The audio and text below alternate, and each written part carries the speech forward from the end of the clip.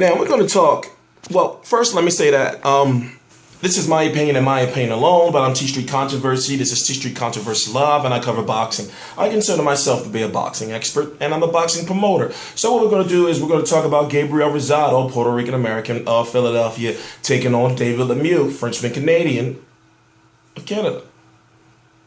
I look at it like this. Now, you have to ask yourself the simple question. Is this really a showcase for David Lemieux, who's lesser known, fighting in the Barclays Center, or is this a showcase for the BKB Middleweight Champion in Gabriel Rosado, who hasn't had a significant win since Soto Carras, if I'm correct, since 2012? So you ask yourself, okay, Rosado is the more marketable and known name because he's a warrior, and he's one of those type of guys that he can still sell tickets even if he does get defeated. You know, almost like that old school brand of boxer where I'll fight anybody. You know, record net zero don't mean nothing. Whereas you got David Lemieux, who there's a big Riddler question mark like around him. And you know why? It's because if you look at his two defeats against Joaquim Alcine, if you look at his defeat against Marco Antonio Rubio, if you want to equate Marco Antonio Rubio, remember he fought Gennady Golovkin and stunk it up. His promoter done fired him and everybody telling him retire because he's too fat and he just don't care no more. So he defeated David Lemieux just shortly before he went on to lose to Julio Cesar Chavez Jr. If I'm correct, that was in 2012. You know, maybe 2011. Don't get me caught up, but I'm gonna say this.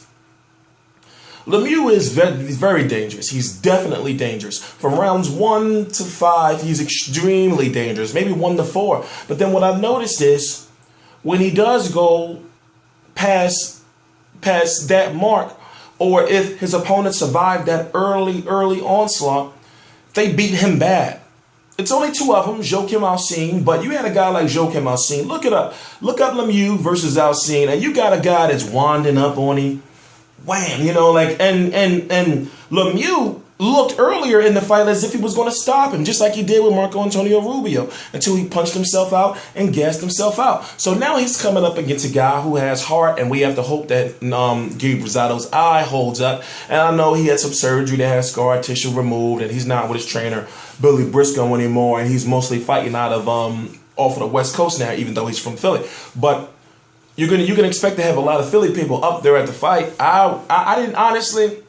I wanted to go to the fight, but then after covering Hopkins in November and then this one, you know, I really didn't really wasn't feeling it. So long story short, if you don't know, basically I'm going to be going to a fight. I'm going to be covering a fight, providing full coverage for a fight every other month, basically. So let's just leave it at that. So let's look at what can possibly be next. Now you have, in my opinion, you have a 50-50 fight. You got Lemieux who can get Rosado out of there early, and Lemieux is the natural 160-pounder too. Whereas I personally really don't know if he's 154 or if he's 160. His last fight, not BKB, but boxing event, was against was it Jamel or Jamal? Jamel Charlo, the brothers Charlo. That's the boxer, not the pressure fighter. He lost to him, and he fought that fight at 154. But if you look at his previous losses, if you look at his loss to Peter Quillen, it was the eye. With Golovkin, the fight had to be stopped because of the eye.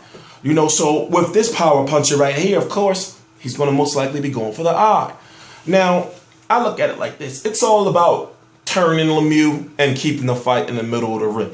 Now, hand speed, as far as skills, I'm going to give that to Gabe Rosado. You know, as far as the pressure and the power, Lemieux. But look, put it this way. If Rosado's getting his ass beat from rounds 1 to 5, but then we make it to round 6, I say this. Lemieux has a good chance of being stopped. Because he may punch himself out and he may get gas, and we haven't seen him go the distance, you know, since he lost to Alcine or Marco Antonio Rubio. So there's some questions there.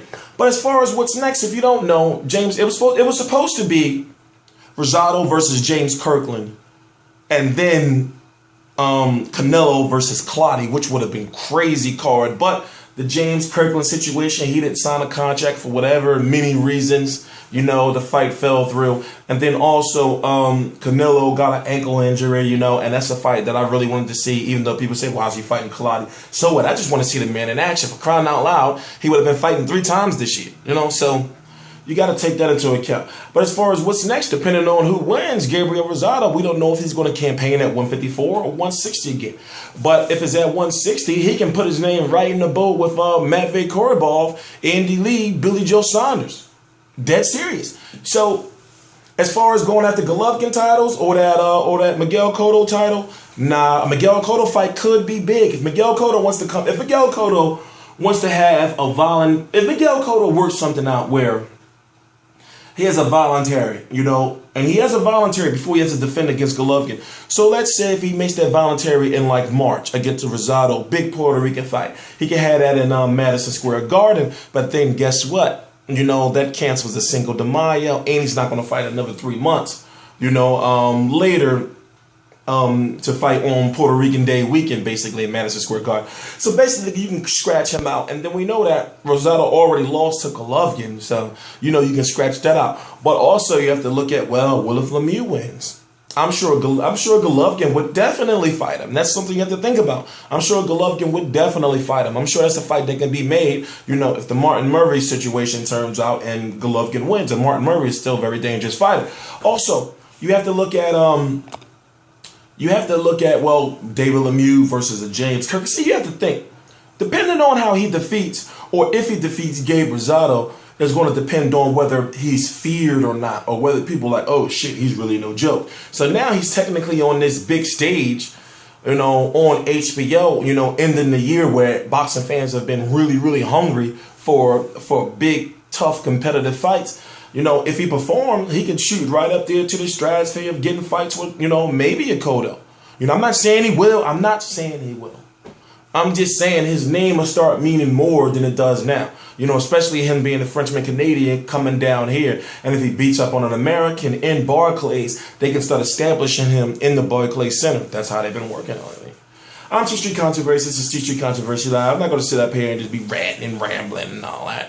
Please subscribe. Real Combat Media.